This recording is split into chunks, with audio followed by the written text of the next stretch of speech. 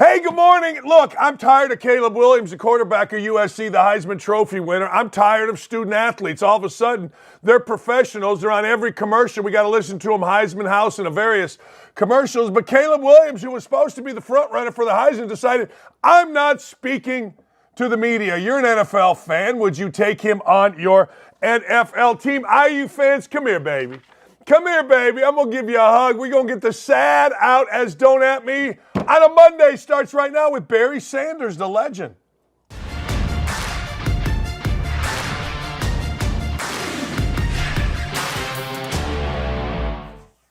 Hey, welcome and good morning. Went 12-1 yesterday in gambling picks. I'll explain as we move through the day. But look, this is a broader issue than just Caleb Williams, the current Heisman Trophy winner, not speaking to the media. This is a broader issue on professional versus amateur, and our college athletes amateur right now. Look, the Chicago Bears yesterday under Matt Eberflus just took a big dump in the bed because Matt Eberflus and his Tampa 2 defense went soft. Next thing you know, Jared Goff picked him apart, and Dan Campbell lost his ever-loving mind.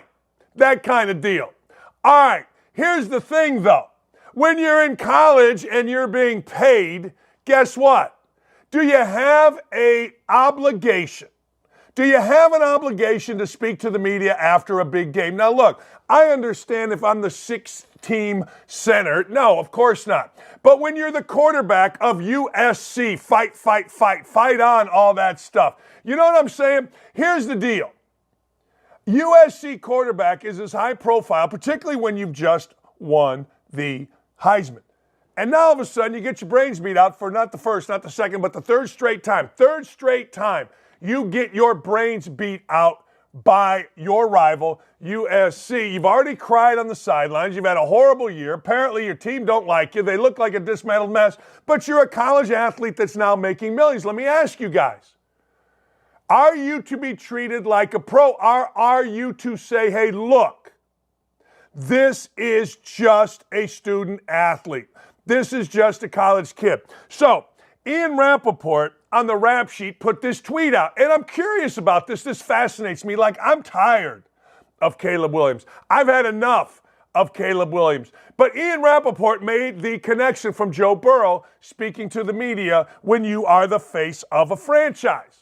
And he said this, Joe Burrow learned his season was over on Friday, understood his responsibility, went out, held a press conference. The job of a quarterback and the face of the franchise. Now, Ryan Cartier he's a USC guy. Caleb Williams has elected not to speak to the media after the loss to USC, a USC spokesman said. Now let me go. See, I understand one is a professional athlete, all right? But isn't the other a professional athlete too? I mean, isn't Caleb Williams a professional athlete? This is where I've always said you got to be a little bit careful here. You do. You got to be a little bit careful. The deal is simple. You're being paid. You're a professional. You want to be an employee. As an employee, you have an obligation. You're the face of football going into the season. Now, you're not now. It's been a disappointing season. You've cried to your mama. You want to hug with your dogs. But, ladies and gentlemen, he's never going to suit up in a USC uniform again. So as soon as that is over, is he a professional? I don't know, but it's a damn interesting thing to me. It really and truly is. It is a damn interesting thing because we want to treat these guys like kids. We do. We want to treat them like children. You know, when they get criticized, we want to say, well, they're just student athletes. You know what I mean? They're just student athletes. Okay, they're just student athletes. But the truth of the matter is they're paid employees. Maybe not the employee part, but they are paid. So let me ask you this. Do you feel like Caleb Williams is somebody you want on your team? Now, make no mistake.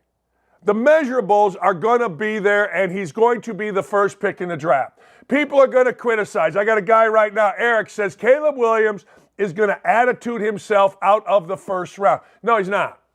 No, he's really not. But what he's going to do is he may attitude himself into a better position. Somebody may be dumb enough or smart enough. That's the big question. Is it dumb to pass on a guy like Williams because of all this ancillary stuff? or is it smart? Remember, no ancillary stuff with even Mitch Trubisky. None. How'd that go? Lot of stuff with different guys. But the truly great quarterbacks in the NFL, the truly great ones, there's no issues. No issues with Brady. Yeah, he deflated balls. Who cares? No issues with Manning. None. Zero. Zip. No issues with Mahomes. None. Zero. Zip. No issues with Lamar Jackson. Now, maybe you don't think Lamar Jackson's a top-tier quarterback, but there's no issues with him. There's no issues with Josh Allen. There's no issues with anybody, Joe Burrow. There's no issues with any of these guys, Aaron Rodgers, that you go across the board. There's none. And that's what I always say about athletes. When you look at athletes, ladies and gentlemen, you got to understand something. The great ones, there's no issues. None. Zero. Zip. I mean, name me one. Tom Brady deflated balls, man, you're an idiot. Shut up. That's not an issue. I'm talking about there's no softness about him either. Andrew Luck, now you can think Andrew Luck was great. I personally thought he was really good, but his career was shortened by his own stupidity. No issues. None. Bryce Young, no issues. None. C.J. Stroud, no issues. Anthony Richardson, no issues. I mean, Levis, no issues. Now, I don't know if they're great or not. What remains to be seen. But I'll tell you this, C.J. Stroud's pretty damn good. No issues. Justin Fields, no issues. I mean, and now you got all this crap. And I don't know if these are real issues. I really don't. I mean, I don't know if they're real or made up, but they seem like it. They just seem like it. And you're talking about a guy that I have been told he's the latest in the long line of he is a generational quarterback. See how my brain goes dead? He's a generational quarterback. He's a guy that, guess what, is going to revolutionize. The greatest prospect since Elway. Just shut up with all that. I don't know about you, ladies and gentlemen, but I ain't mad about being very, very careful. Very careful if I draft Caleb Williams. You know what I want out of a quarterback? A worker, a tough guy. I don't need soft. Soft doesn't win in any walk of life. It just doesn't. Soft is for kittens and puppies. Yay, Rod, go fight, win. I love my little puppy. Nah, soft don't work as a quarterback. I don't know if you noticed or not, and I know a lot of people say this, but quarterback going to get hit in the mouth a few times. You got to get up and you got to play. And you got to be the guy in the locker room every day. And you got to be a guy in the building. And you got to be a guy, blah, blah, blah, blah, blah, blah, blah. And if you're not, you're not. If you are, you are. And that doesn't seem like he is. It just doesn't. So we'll see. But he's not going to sad himself out, or he's not going to attitude himself out of the first round. May attitude himself out of the first pick in the draft. But he's a generational talent, right? Oh, the greatest since, I don't know. I like my quarterbacks tough. I like my football players tough. I like my point guards tough. I like all of it tough. I like my women tough. I married 2 women, both tough. That's it. I like my women. I like tough. I don't like my steak tough. I don't like my seafood tough. But damn it, I like my football players tough. All right, I got to get into something early. It's really not part of the script, but I got to talk about it. Yesterday, IU fans, you had a chance. You had a chance to make a statement. See that number 11 over to my, my right shoulder? That means something to me. It does. I didn't get my jersey and put it in a thing. They got that, and I like it. But I got to tell you, IU basketball means something to me. Always has, always will. I don't care that you're mad at me because I criticize people. I don't care. I don't care that you're mad because I don't fall in love with the coach every 10 seconds. I don't care that you're mad that every player in my world isn't the first player in the history of basketball to ever play at Indiana. I don't care about any of it. I don't want to hear about it. I'm very matter of fact that it's been 20-some years since Indiana's been any good. 21 years since they went to an Elite Eight. So I don't want to hear about it. So yesterday, Indiana's got all these 5-star recruits. You're playing against the defending champs who lost a ton, including their leading scorer this year. And Indiana never had a chance in the game. Yeah, they could have cut it to 5 in the second half, but they were going to win the game. If you watch the game, they weren't going to win. And I'll tell you exactly why. You got a bunch of clowns playing. You got a kiss-ass staff. You got a bunch of assistant coaches that are cheerleaders and trying to appease. You don't have anybody there, including Woodson, that's going to kick them in the ass. You just don't. You have a bunch of overrated, entitled 4- and 5-star guys. Now, Indiana's got a good team.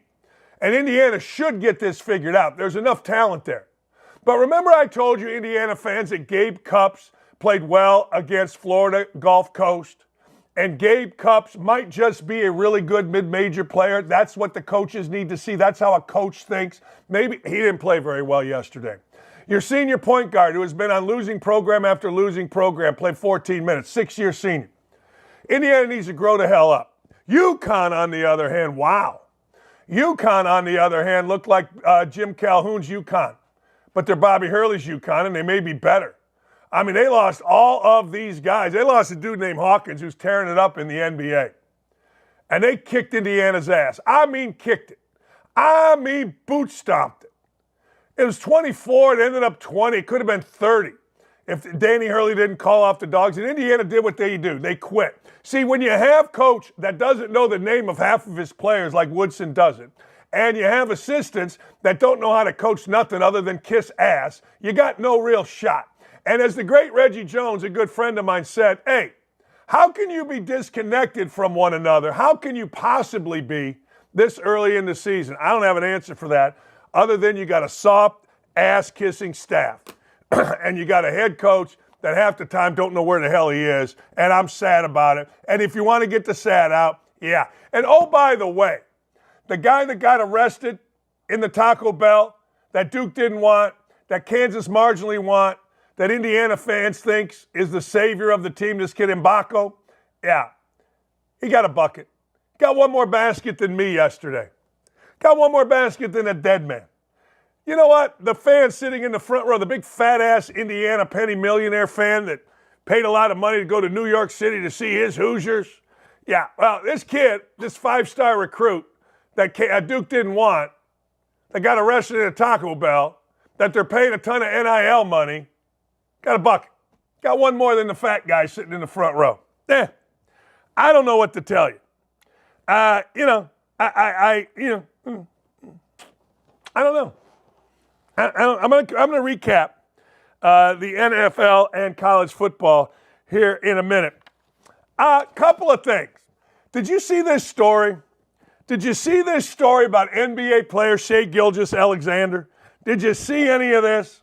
He's trying to nullify the sale. This is unbelievable. Like, kids get into some crap.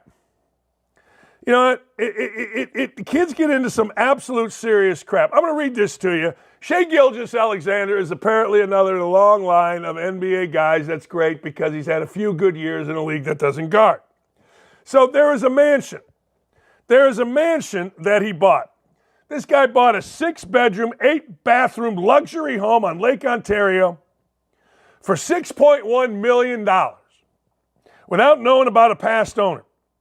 According to a lawsuit, Gilgeous-Alexander, the home, belonged to Aiden Plakarski, a self-described crypto king who declared bankruptcy. He received millions of dollars entrusted to him to invest and ended up spending lavishly on himself. How about that? Right? So here's what the guy did. He had rented the home and who allegedly received millions of dollars entrusted to him to invest and spent lavishly on cars and vacations. He rented the home and received frequent angry visitors.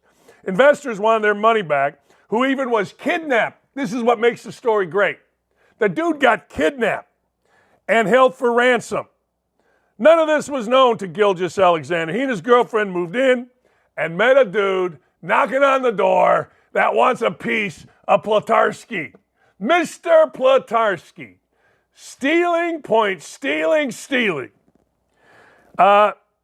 The couple, Gilgeous-Alexander and his girlfriend, called the police. They learned about the history, the threats, and how people wanted to burn it down. They're trying to avoid the sale, Gilgeous-Alexander is. You got to fire your realtor. You got to make this realtor's name known. This is awesome. So you got this house. It's a beautiful home. It's right on Lake Ontario. And all of a sudden, imagine this. Imagine all of a sudden these slaps are knocking on your door because some little pimply-faced, 20-something-year-old crypto king stole all their money. And they want a piece of you. And they don't care. Look at his face. Yeah, there's your zits. Look at this punk. Honest to God. So you're sitting there. Hey, man, I want my money. Hey, I don't know what you're talking about. I don't know. I don't know what you're talking about. Hey, man, I want my money. Can you imagine? Like, you don't know what's going to happen. The sale shouldn't be voided. That guy's an idiot. And his realtor sucks. I got family that's realtors. My sister-in-law is the best realtor in Indianapolis. Roberta Dakich for all your realtoring needs. The Dakich team. Anyway, guess what? She'd tell you everything about the house. When we bought this house, she laid out everything. Everything. It's the best realtor in the world.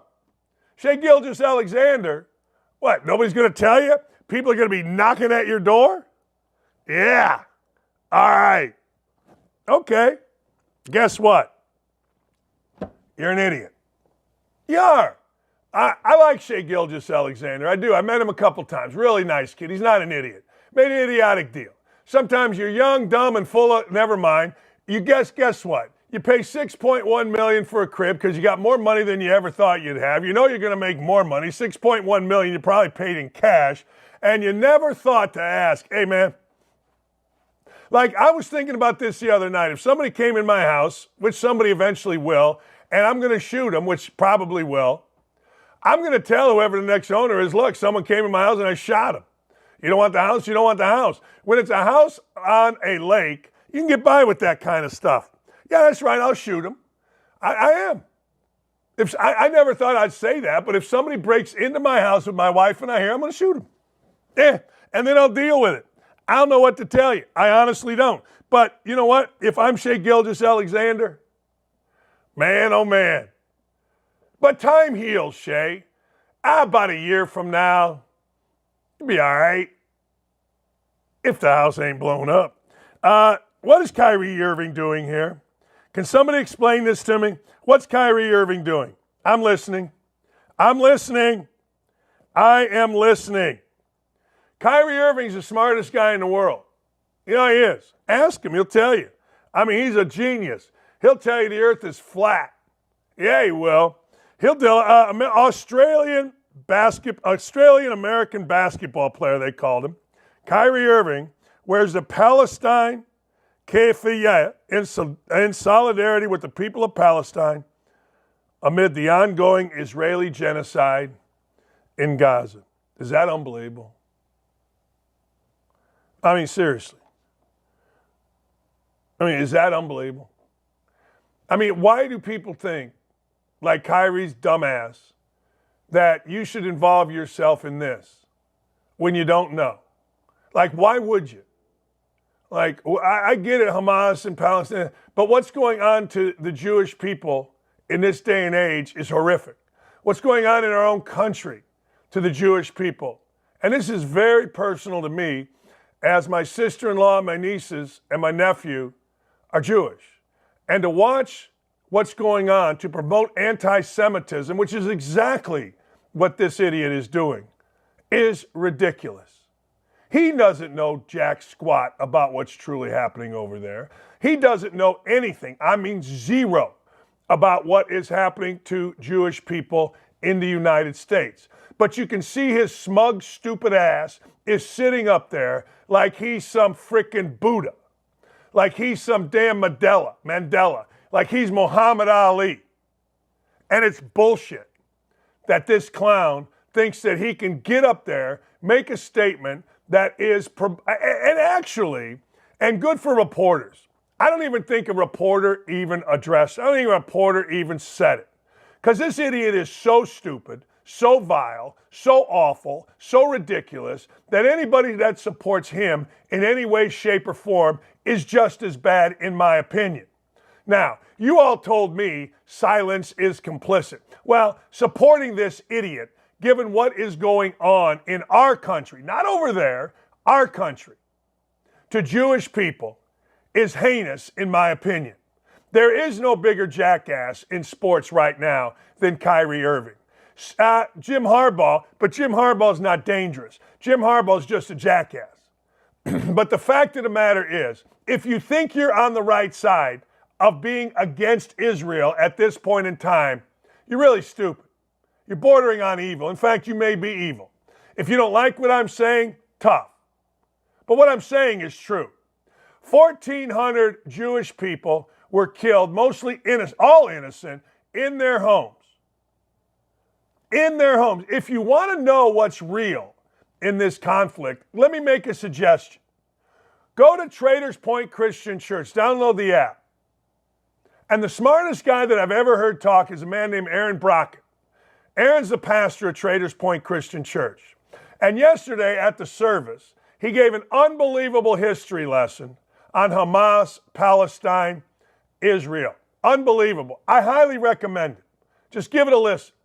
And I got to tell you, if you think you're doing the right thing by supporting Palestine against Jewish people in our country, you're an asshole. That's all I can tell you. You're just a stone asshole. And guess what? Kyrie Irving's a stone asshole. I know I'm not supposed to swear on this. I know we can't monetize swearing. But this is so ridiculous, so idiotic, so out of hand that I wish we had the nutsack to not be afraid of being called a racist because you're saying Kyrie Irving's an idiot. I wish we had the nutsack in Dallas to say I'm not supporting this guy. Now, I'll take all of you saying, well, you don't understand. No, I do understand. I do. No, I paid attention. I paid big attention. I paid attention to exactly what's going on in this country. I do. And guys are saying he put a towel on his head. What is happening to Jewish people in the United States, Sean Marby? They're being persecuted everywhere they turn. How about in Harvard, John, or Marby dog? How about in Harvard, pro-Palestine groups brought towels, wrapped the Jewish kid up, beat him.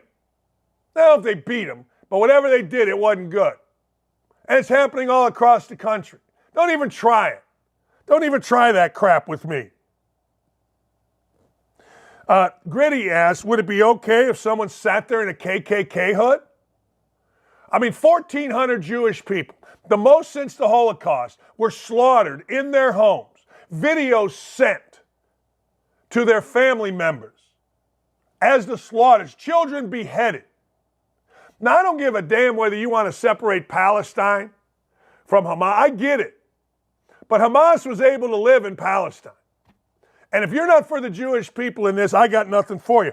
I get it. You all may think differently. You all may go a different direction. And I respect that. That's fine. But don't be out there as a public figure putting this frickin' thing on, basically telling Jewish people in this country, stick it up your ass. It's ridiculous. But it's just another idiot. Just another dumbass, entitled NBA player. What did I tell you the worst thing about the NBA being back is? You got to listen to these idiots. When there's a game, you got an idiot wearing that. When there's a game, you got to listen to an idiot. Whether it's Steve Kerr, it ain't just the black guys, so stop stupid. Popovich, talking out of their backsides, but you got to listen to these fools.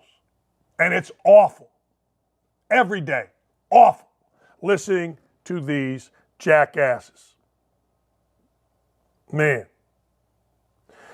They beat him. Now, they didn't beat him. How will we recover? Let me ask you a question. So you're walking on a college campus, and this has happened probably, what I've seen, I'll say closer to 50 times than that. Kids being taught. I mean, let me ask you, Marby Dog. I know you're a real tough guy. I get it. But you're walking on a college campus. You're a Jewish kid. All of a sudden, a bunch of people surround you. Wrap you in a freaking blanket so you can't get away. I don't know whether they beat him or not. Let me ask you something, Mike. That good? And I've seen at least 50 kids being attacked in some way. Is that good, Mike? I mean, you'd like that, huh? You'd like if that were your kid. Kid goes to college campus. College campus is supposed to be a place of free speech. But you're cool with that. All right, good for you, man. Good for you. God bless you. God bless you. Good. Yeah, all right. You're right. You're right, man. You're right. How will we recover? I don't know, man. How do you recover from that? How do you recover when your freedom on a college campus is stymied by a bunch of dumbasses wrapping you up in a blanket and just whatever who knows what they're going to do to you? Yeah, Marby Dog, you tell me. You're the smart guy here. No, how will they recover? You're so tough, Marby Dog, that you don't even put your real name on a damn chat.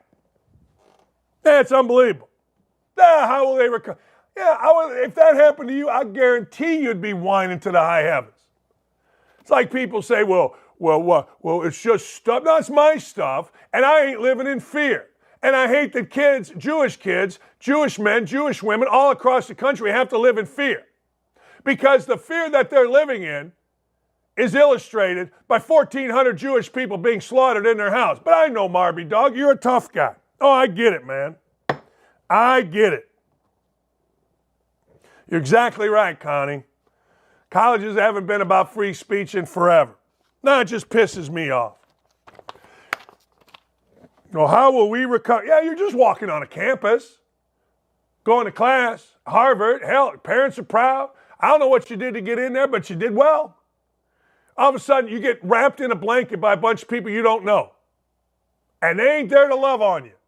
Hey, look, Susie Rottencrotch wraps me in a blanket in the middle of the afternoon, gets inside the blanket. It's going down. That's a good day. But jackass, think about that for a second. Think about if you were the dad. I swear to God, if I was the dad, I'd be on Harvard's campus. I didn't protect my kids in weird ways. But you do that crap, now I gotta step in. And I'm no tough guy. Oh, Dan Dakich is now Michael Rappaport. You got me. Yeah, you got me, you jackass. Block that idiot. Jesus, I mean, it's just stupid. If you're for supporting that, you're an idiot. Let's go. College football this weekend. Best team in the country, without question, is Georgia. Like, we can talk about whomever. I told you that Michigan was going to take a little bit of a dumpage. Look, you can't go through what Michigan went through, is going through. I mean, Harbaugh came into college football cheating his brains out. He just did. And if you don't like it, you don't like it. Yeah, we may not be about free speech here when you're hiding behind a fake name and you're supporting kids being attacked on campuses. And you have really no rebuttal. I don't even know who Michael Rappaport is. But anyway, here's the deal. I told you Michigan was going to struggle, and they did. If Tungaloa's little brother doesn't choke up the ball early in the game, they're going to win. Michigan ended up winning. Isn't it ironic? Teams are starting to score points now that Conor Stalions is not on the team. Isn't that amazing? That's amazing. Now that they don't have their signals, isn't it interesting that the worst games McCarthy has had is when he didn't know the defensive signals? Interesting. So now it sets up the big game, and Urban Meyer is going to join us at 9:40 on Wednesday. I cannot wait for that. But the fact of the matter is, Michigan did not look good. Michigan still is good. Ohio State is getting better. Their running game is coming back. The Henderson kid looks good. And it sets up a monster game. Monster game. In fact, we own a house, Lee and I did. We bought my mother-in-law's house after she passed in Ottawa Lakes, Michigan. I'm thinking about driving up there and I got to do some stuff at the house anyway. Staying there and then driving up and seeing if we can scalp a ticket. I wonder what they'd cost after the first quarter. You know what I'm saying? Might be fun. I hate this. Because he's been on my Heisman Trophy list, but Jordan Travis, quarterback for Florida State, out for the year. What's going to be interesting here, very, very interesting, as Sergeant Schultz says, or Colonel Klink, going to be interesting what the pollsters do with Florida State.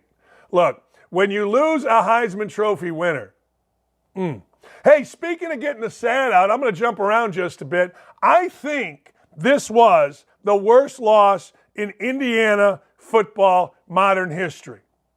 I want you to think about this. So Indiana has beaten Wisconsin. Indiana's at home. There's literally nobody there. It's senior night. There's nobody in the crowd. All right? They're playing Michigan State. Michigan State's the worst football team in the world. Michigan State's with an interim coach that when you hear him talk, you know, like, what is this guy? I'm sure he's a very nice guy. I don't even know which quarterback Michigan State's on. Michigan State rolls in to the Rock Memorial Stadium and beats Indiana's backside. I don't know what to tell you. All I know is what a depressing weekend for those of you that live and die by Indiana sports. Me, I live and die by the Sack Man, the Sack Attack. 9-0 yesterday. That's right. 9-0, first round of the NFL. 12-1 overall. How about that run? Woo! Why did I not put $100 on a 9-team parlay? But the Sack Attack is unbelievable. Remember, he gave us a win. He usually doesn't get the games together until right before the game. And I'll get a text. And then I put him in immediately without even looking at who they're playing. He'll say like Atlanta minus 14. I'm like, I'm in. I don't even look at who they're playing. The only thing I got to do is make sure I know the sport. And all I know is we got some seed money for the best week in sports. That's right. Washington escaped. Washington is okay. Here's what it looks like to me. Just me. And it could all change this weekend. But it looks like to me the 4 best teams in the country are Georgia, Ohio State, Michigan, whoever, and Alabama. That's what it looks like to me. Washington, I know they're going to get in there. Believe me, I do. I know. Oregon looks pretty good. I get it. I do. Michael Penix is probably going to win the Heisman. I think when it's all said and done, I think he'll win the Heisman. I think Bo Nix will be number 2. But you know what? Big weekend. I don't think J.J. McCarthy has a chance, but I do think Marvin Harrison Jr. has a chance coming up here on Saturday if he goes all Desmond Howard with different punt returns, kick. I don't even know. I'm just telling you. And then Bo Nix played great. He had a 6-touchdown day. But guess what? It was against Arizona State, who's playing so bad. Me, Dylan, both Knicks, Aaron, Gary, Clay. I think we could score 20 against them. 49-13, and Bo Nix went wild. Now, there's 7 touchdowns in there. Pretty clean game. 7 touchdowns, 7 extra points. Guess what? We scored 49 points. Bo Nix will come in second. I do think that Penix probably will win the Heisman. Am I sure about it? Not really.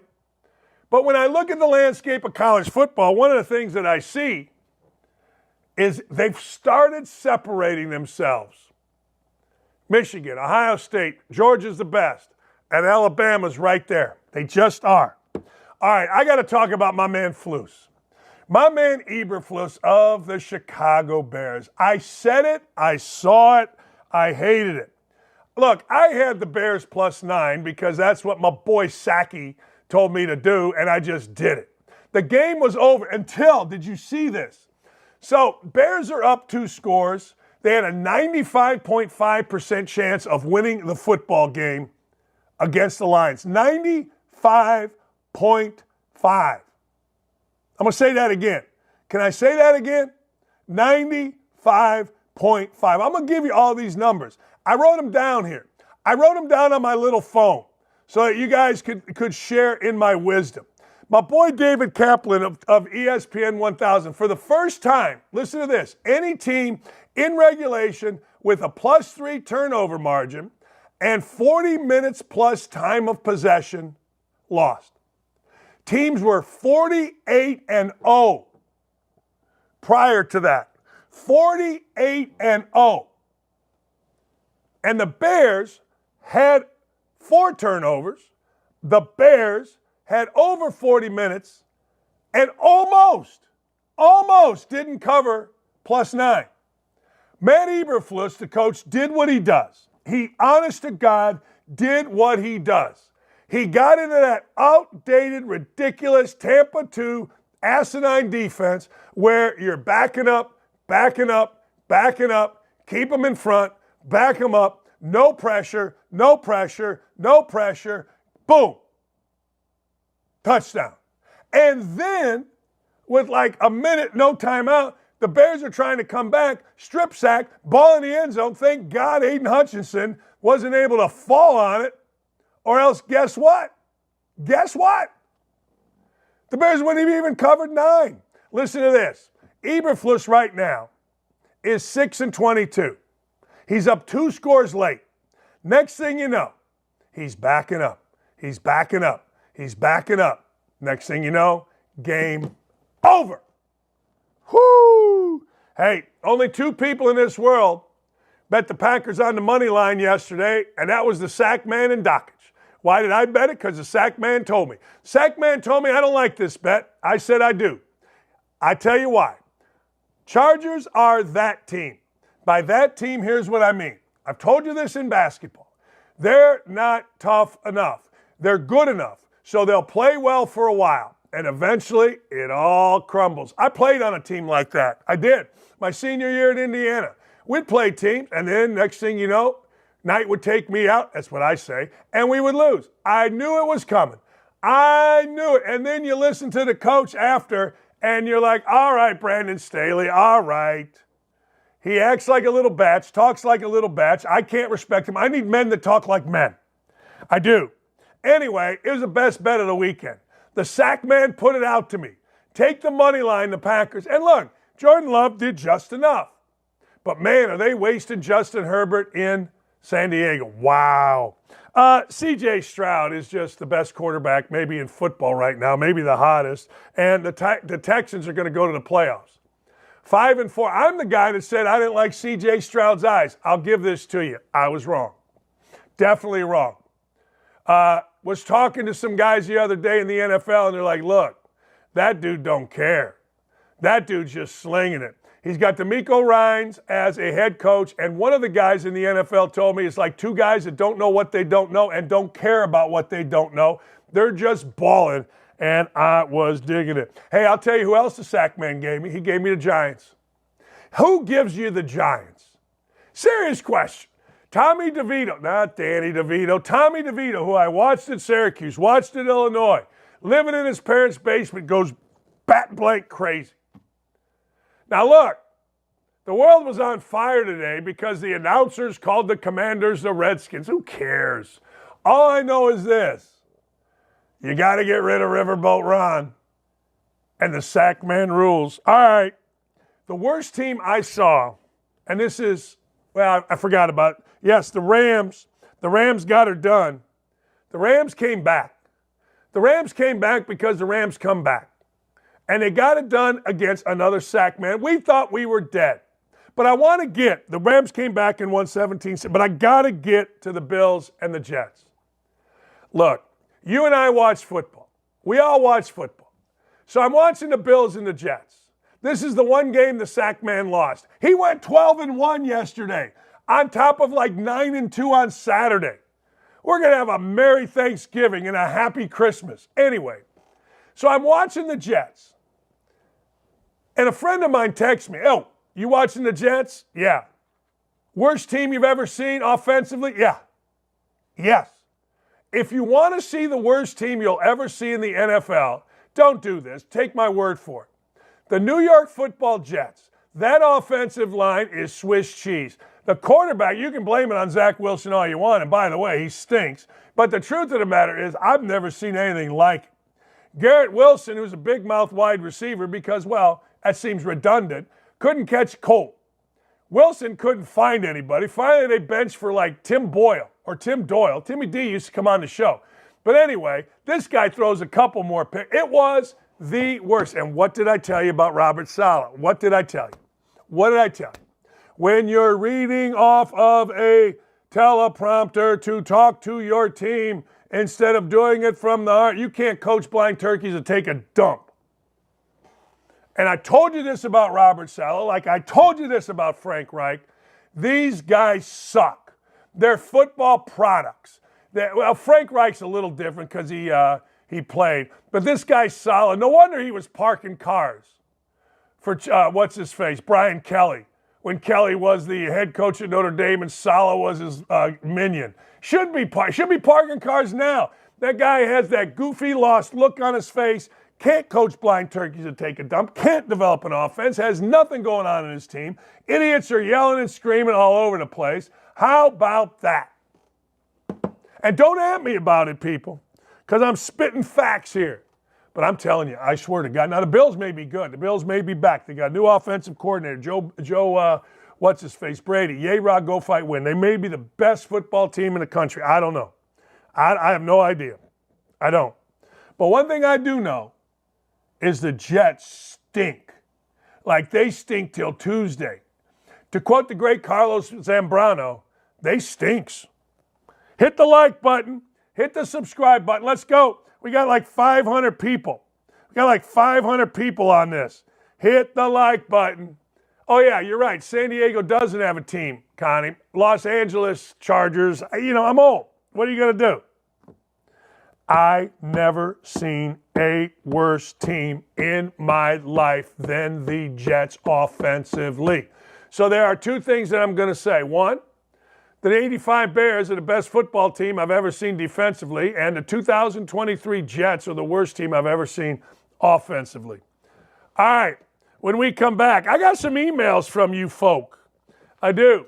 Who's your top four?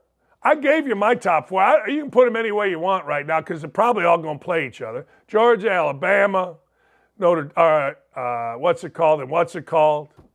Michigan, Ohio State. I mean, what's the difference? Indiana, folks, I don't know what to tell you. You got Louisville today. You caught a break. Texas hit a tough shot, so you played Louisville, arguably the worst Power 5, Division I, whatever team in the country, coached by the worst coach in America, Kenny Payne. So Indiana will get a win today, and your toes will be tapping. You'll be all excited because you beat Louisville. Now, this ain't 2013 Louisville. Get the sad out, Indiana fans. I'm here for you.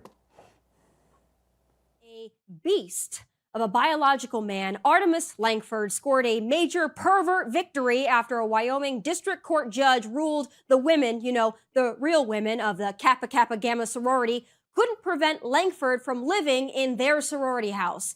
This despite their claims of Artemis, a 6'2" giant, having a visible erection around the ladies, despite their claims that Artemis would sneak photos of them at slumber parties, despite the fact that trans Artemis is a heterosexual with sexual interest in women and a Tinder profile seeking to match with women. This isn't just a miscarriage of justice. This is a perversion of women's rights, the feminist movement, and the right of real women to feel safe in spaces meant for them. I am repulsed and disgusted. But Artemis? Artemis reportedly broke down in tears after the judge dismissed the lawsuit, saying, quote, "Maybe I can just be another student on campus, another regular sister in the Wyoming chapter of Kappa Kappa Gamma. Maybe I can just be me." Or maybe you could have the decency to allow women to have a safe space of their own in a sorority house without having to be exposed to the outline of your erection, Artemis. But just look at how the joke of a news outlet, the Washington Post, is choosing to frame this story. Her sisters turned on her? Are you freaking kidding me? This situation is egregious enough without the media actively demonizing the women who simply wanted to feel safe in private in their own sorority house. And this is also downright gross. Why should the identity crisis of one biological male trump the safety, privacy, and rights of these young women? This is not a win for inclusion or equality. This is a win for perverts who will use this decision and this BS narrative to prey on women.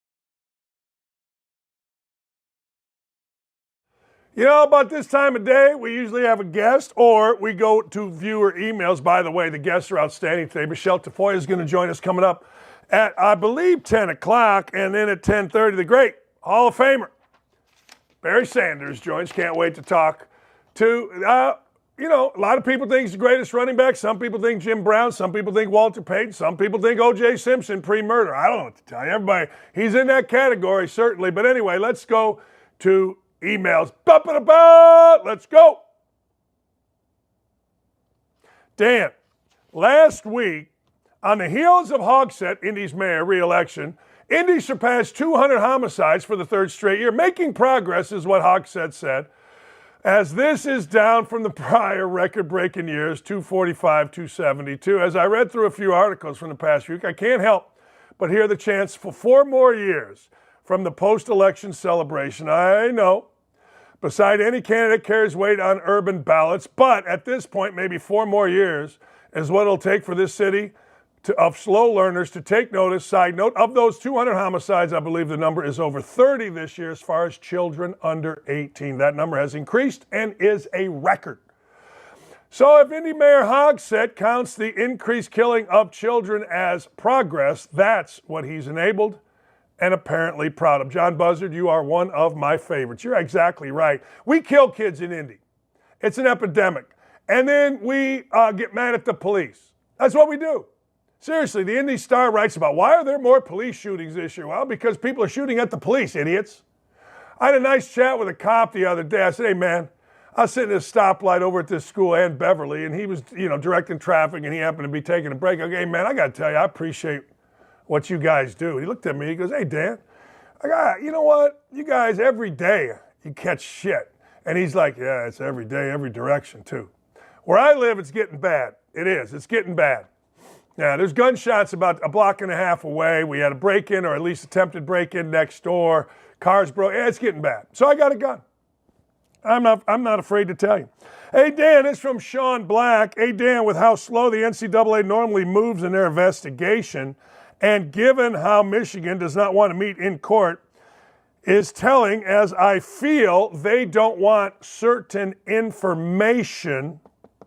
Oh, boy, you ain't right. Wait. With how slow the NCAA normally moves in their investigation, given the unusual nature of this Michigan scandal, do you think the NCAA needs to expedite their process for this case? Given how Michigan does not want to meet in court, it's telling, as I feel they don't want certain information to be made public. What are your thoughts, and how severe do you think the punishment ends up being for Michigan? It's a great question. Let me throw this out to you. If I'm the NCAA, here's what I'm also pissed off at. I did not realize this. Did you know that Sherrone Moore, the interim head coach, who took over for Jim Harbaugh, was suspended earlier in the season, one game for cheating? Now I want you to think about that just for a second. So you suspended the cheater with a replacement of a cheater. That's unprecedented. Now I understand you got to go diversity. I understand, you don't want people mad at you for lack of diversity. But I just want you to think about this. Just think about this for a second. See, people ask me, why were you made the head coach at Indiana in 2008 over guys that had been there? Well, the guys that had been there's names were in the NCAA investigation. Now, one of them, Jeff Meyer, didn't do nothing. The other, Ray McCollum, absolutely did. So they couldn't make those guys the head coach. So they made me. Because in the eyes of the NCAA, I'm lily white, and I am. Never cheated one time in my entire life. You can get mad at me for all the stuff you want to get mad at me, the fake stuff, but that's a fact, Jack. So Michigan did the opposite. Michigan looked around and said, look, we got this problem. Harbaugh's a cheat. And we got to suspend him 3 games. We got this other problem. Who the hell are we going to hire? And we got to make it diversity, right? I mean, that's what you got to do. You got to make it diversity. You can't just make it, So they make this guy the interim head coach, Sherrone White. Well, guess what? He's a cheat too. So you replace the cheat with a cheat. Jim Harbaugh, cheating. Right when he came into college. Let me go through.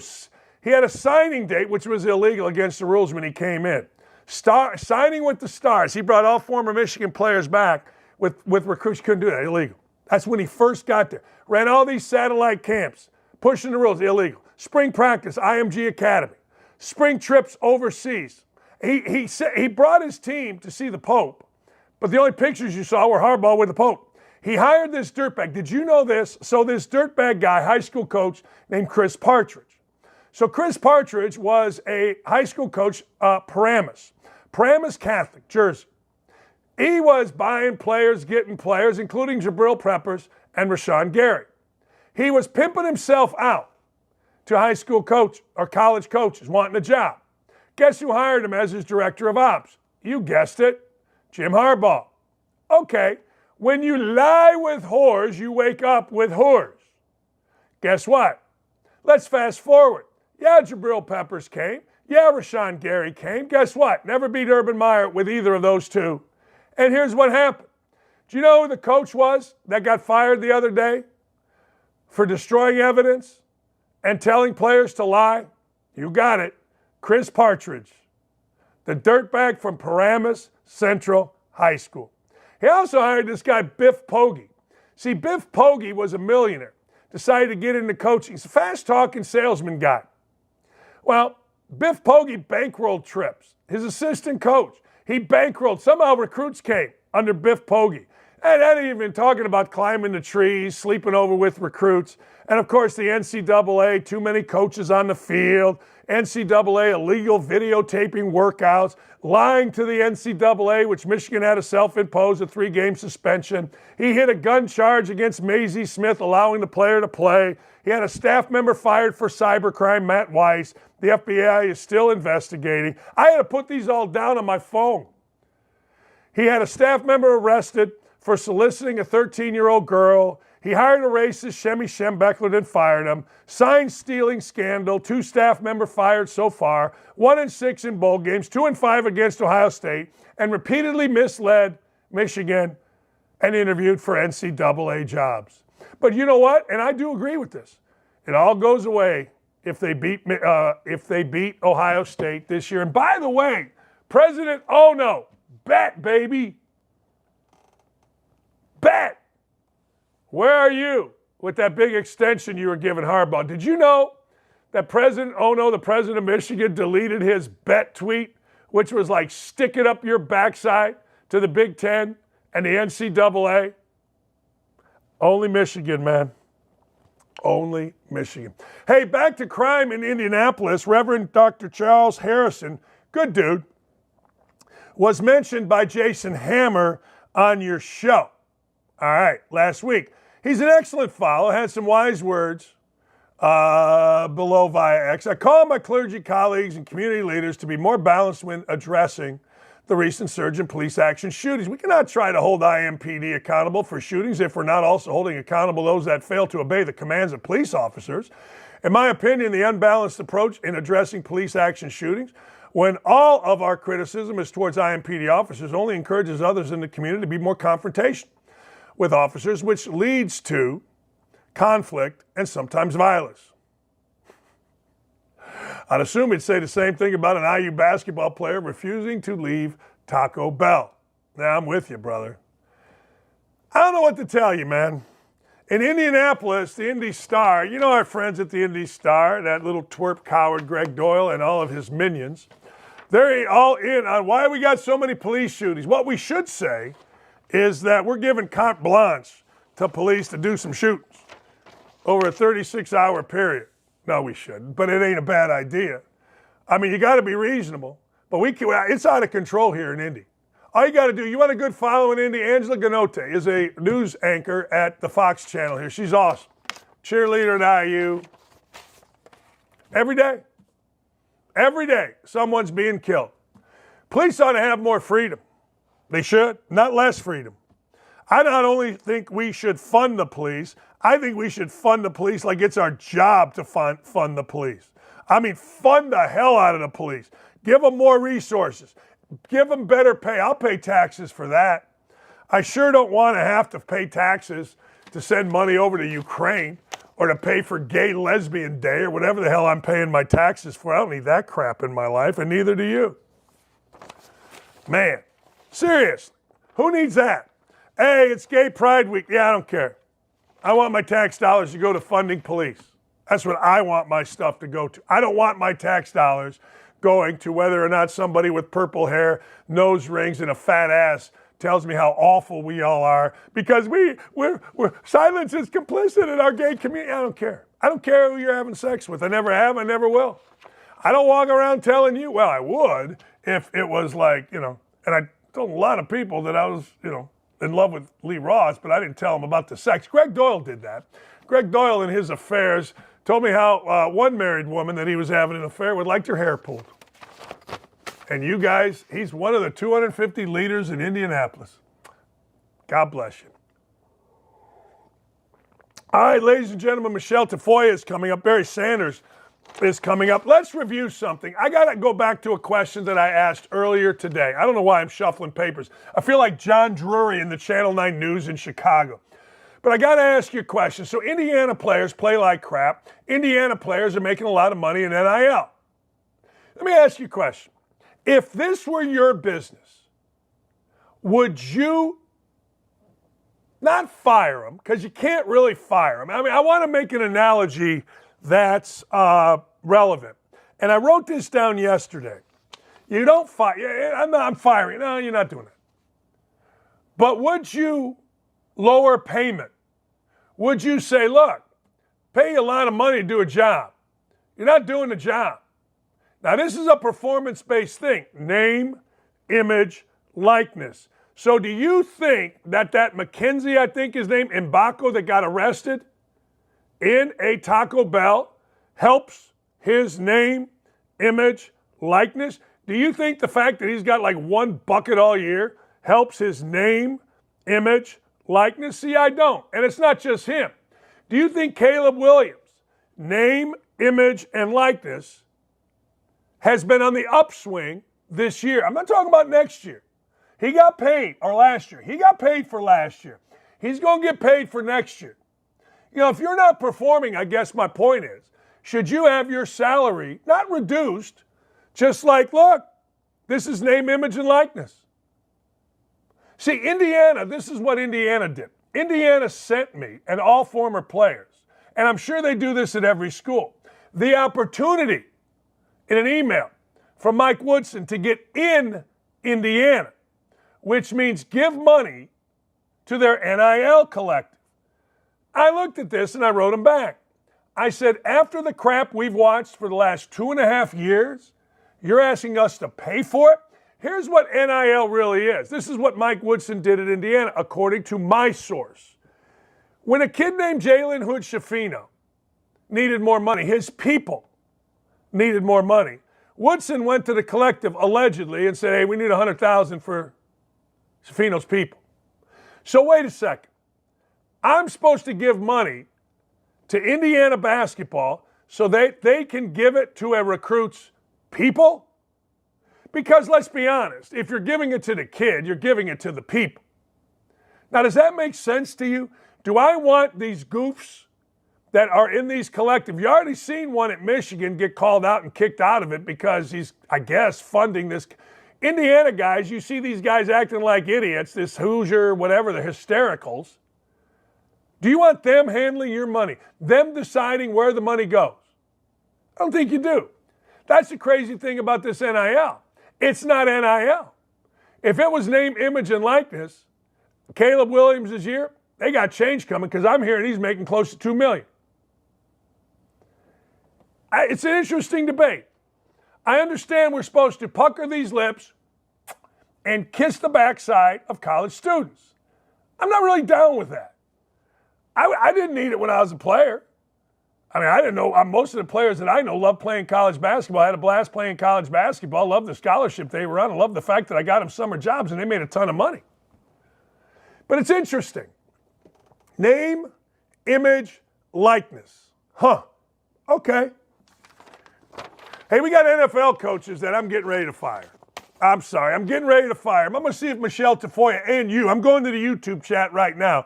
Join me there. Go to Outkick's YouTube page, and you'll see our show, Don't At Me.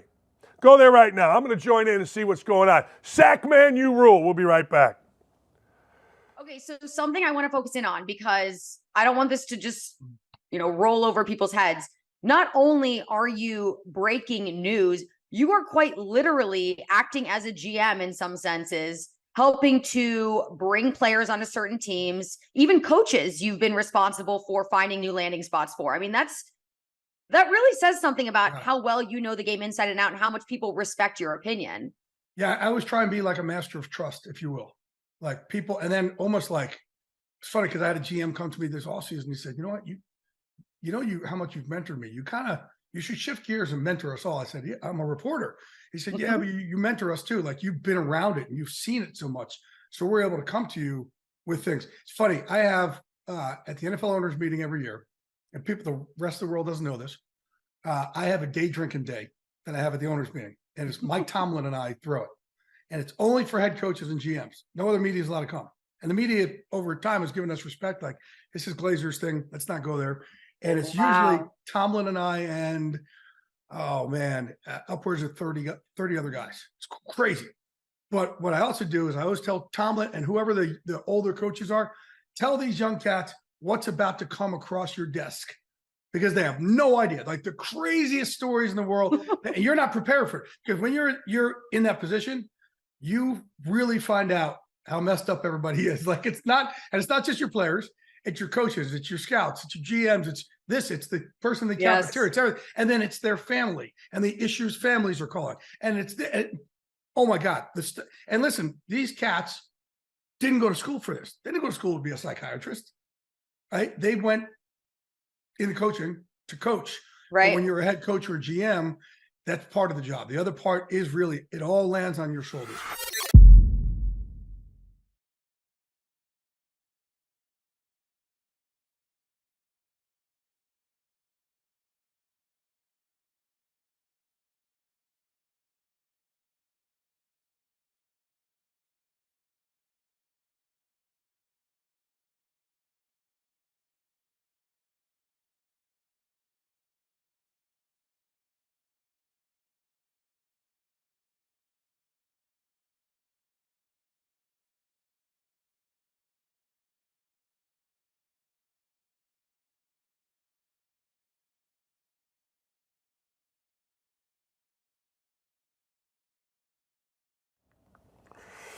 Michele Tafoya is awesome. That's all I'm going to say. That should be the name of her podcast. Instead, it's the Michele Tafoya podcast. Wow. It should just simply be, yeah, it's pretty good, right?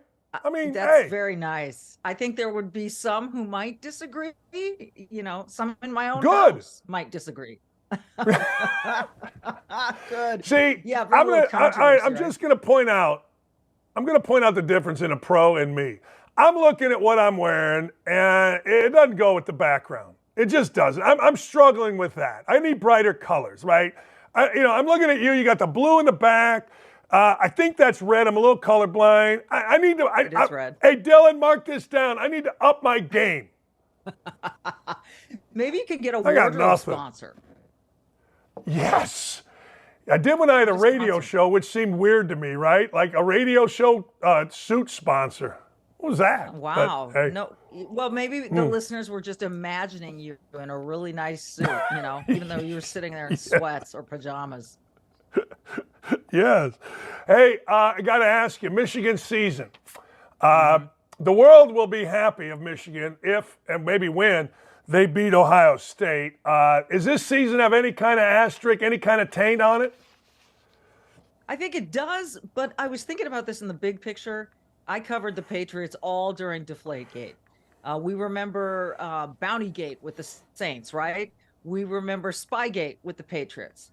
But here we are years later, and what people remember about the Patriots is how many Super Bowls they won. And I think you could say the same with the Saints. Now, people who were involved in some of those games harbor ill will and consider the asterisk and all. But you know what? The Patriots still won the Super Bowl that year of Deflategate. And so, yeah, you know what? If Michigan wins a national championship, people tend to be a little bit more sentimental, maybe a little bit more passionate about the college game.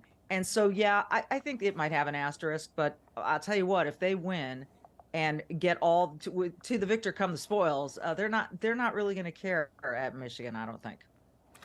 That's what I'm saying. Like, you know what? We all get tied up. Do you think people have Michigan fatigue? You think they don't care anymore? Not people in Michigan. You mean don't care about I mean the whole about the story? scandal. Like the scandal, all the cheating, sadly, all the stuff.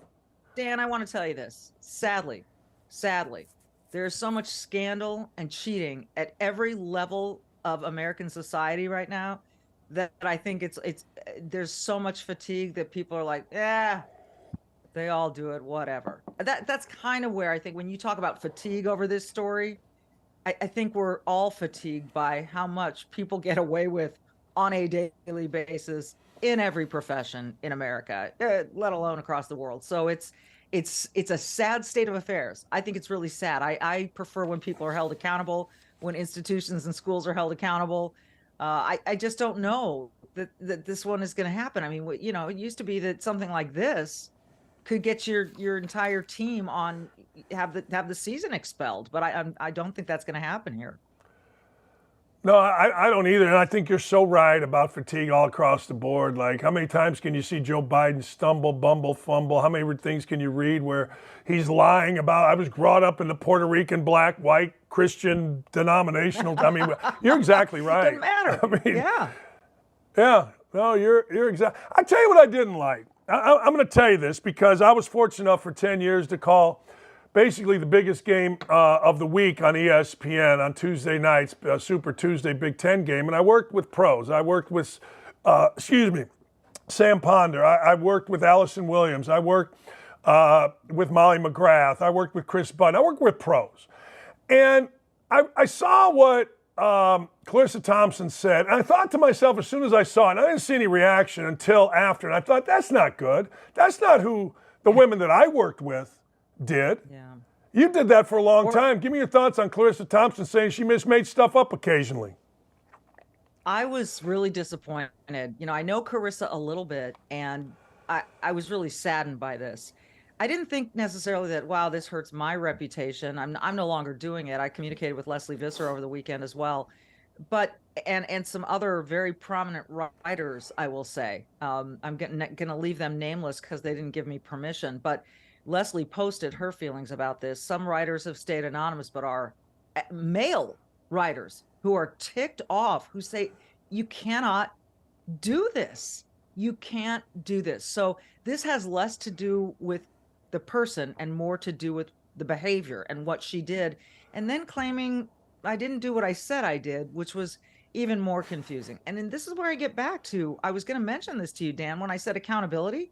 And people tired of all the scandals and people getting away with stuff, this falls right in there. And I was amazed at how quickly people like me became the villain. Other sports reporters became the villain for calling it out and saying, this is unacceptable. Suddenly, people were writing, hey, you're not really Woodward and Bernstein here. Don't take yourself so seriously. It's not that we take ourselves seriously, but what we do and what we've worked so flippin' hard to do for so many decades and do it well and do it the right way. And, people say sideline reporters, this is what it's just a worthless role. Yeah, I could give you plenty of moments where it was the most valuable role on the field for us at Monday night or Sunday night football. So, and that's not to toot my own horn. That's to say that when you're on the field and you have access to stuff that the announcers in the booth don't have, you become very, very valuable. So, and it depends how you do your job. If you do it and you make stuff up, yeah, it's not that valuable a position. But if you dig and you get the right stuff, it can be very valuable. You know what I think happens? And this isn't just women, this is men. I think you get to a point where, like, I knew Clarissa back at the Big Ten Network. She's very humble, trying to work her way up. And then she came into ESPN when I was doing a NCAA selection show. She was dating Jay Williams. She came in with him. It was a totally different person. And I'm sitting there going, okay. I think people get too comfortable in their role with popularity. I've always said this about politicians. Politicians and sports writers were always the dorky little kid. Then all of a sudden they get very popular. They have people coming at them, whether it's of the opposite sex, whether it's free stuff, and they don't know how to handle it. Like, a lot of sports guys, like, I was in the public eye in the state of Indiana when I was 17 years old playing in the state finals. I mean, people said good things, bad things, so you get used to handling it. But when it comes to you later in life, you don't get to it. And I think she tried to be one of the cool kids and act like something she probably is not, but she had to act a certain way.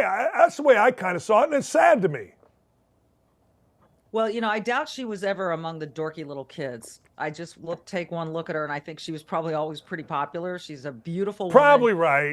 Probably right. And she's talented. She is a talent. However, there is a lot that comes with being in the spotlight, being in the public eye, dating somebody famous, whatever it is. And then you go on a podcast like the one that she went on last week and spilled the beans for the second time and said, I didn't get fired the first time, so I'll say it a second time. The fact that she acknowledged, Dan, I didn't get fired the first time, suggests to me that she knew this maybe was a fireable offense. And so then she said it a second time because she's in a position now between Fox and Amazon where she's in a great spot and probably feels very secure. You know who owns Amazon? Jeff Bezos, however you want to say. He also owns the Washington Post, doesn't he? This bastion of journalistic integrity. So I wonder what the standards are, or if, again, standards are evenly applied. Yeah, I got to tell you, all you idiots out there that are saying sideline reporters don't matter, I'm going to tell you one thing. One thing. When I did a game and there was a sideline reporter, it was a bigger game. Let's put it to you that way. It was a bigger event. It was more of an event. It was, and I remember when I was the head coach at Indiana, coming off beating Ohio State, and Aaron Andrews was interviewing me, and I remember this is a big game. It just is. It makes the event bigger. And, not only the information, which is huge. I mean, I get all that. I mean, but idiots that say it doesn't matter just don't understand. It mattered a lot to me and Mike Tirico sitting on the sideline of a Tuesday night Big Ten game to have Sam Ponder or Ellison Williams there getting us great information as opposed to not having it. It added the broadcast 100-fold, and people kiss my ass with that stuff. I'll tell you else when it matters. And again, this is not to toot my horn. This is to give an example of when it was critical. Gary Kubiak was the head coach of the Houston Texans when he collapsed at halftime.